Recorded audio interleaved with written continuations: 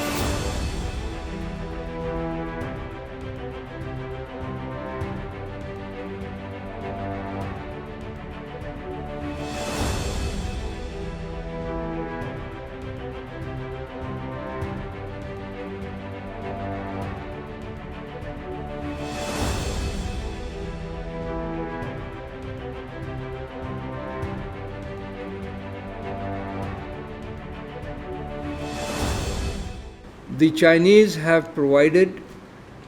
ways in which it can still come and help and promote unity and solidarity in the developing countries, such as the BRI, the creation of the Shanghai Cooperation Organization, the new development bank, the Asian